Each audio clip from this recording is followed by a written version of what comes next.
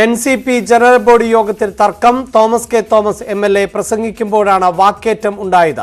PC Chacko അനുകൂലികൾ Thomas K തോമസിന്റെ പ്രസംഗം തടസ്സപ്പെടുത്തി. തോമസ് കെ തോമസ് വിഭാഗം ഇറങ്ങിപ്പോയി. വിവരങ്ങളുമായി നവമി ദിനേശ് ചേരുന്നു. ദിനേശ്, എന്തായിരുന്നു ഈ പ്രതിഷേധത്തിന് കാരണം?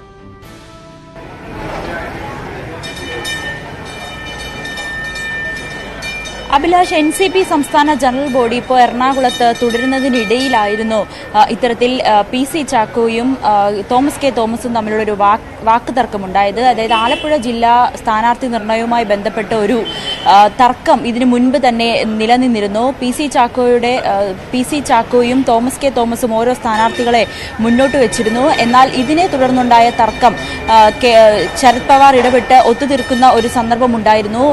PC ചാക്കോ മുന്നോട്ട് വെച്ചൊരു സ്ഥാനാർത്ഥിയാണ് ശരത് പവാർ അനുകൂലിച്ചത്. ഇതിനെ തുടർന്ന് ഇവർക്കിടയിൽ ഒരു പൊട്ടിത്തെറി ഉണ്ടായിരുന്നു. ഇതിന്റെ ഭാഗമായാണ് ഇന്ന് ചേർന്ന സംസ്ഥാന ജനറൽ ബോഡിയിലും ഈ വിഷയം തോമസ് കെ തോമസ് ഉന്നയിച്ചു. എന്നാൽ ഇത് ശരത് പവാർ ഇടപെട്ട് കേന്ദ്ര നേതൃത്വം ഇടപെട്ട് ഒത്തുതീർത്തൊരു പ്രശ്നമാണ്. അത് ജനറൽ ബോഡിയിൽ ഉന്നയിക്കേണ്ട ആവശ്യമില്ല എന്നുള്ളൊരു നിലപാട് PC ചാക്കോ എടുത്തിരുന്നു. ഇതിനെതിരെ പരസ്യമായി തന്നെ തോമസ് കെ തോമസ് യോഗത്തിൽ വിമർശനം ഉന്നയിച്ചു.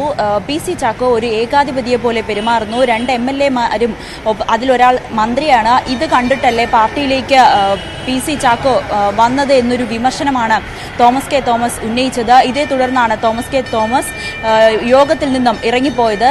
ഇത് പിന്നീട് യോഗം തുടരുകയും ചെയ്തു. അല്പസമയത്തിനുള്ളിൽ യോഗം ഇപ്പോൾ അവസാനിച്ചു. അല്പസമയത്തിനുള്ളിൽ PC ചാക്കോ മാധ്യമങ്ങളെ കാണും. ഇതിനുള്ള ഒരു വിശദീകരണം നൽകുമെന്നാണ് നമുക്ക് അറിയാൻ സാധിക്കുന്നത്.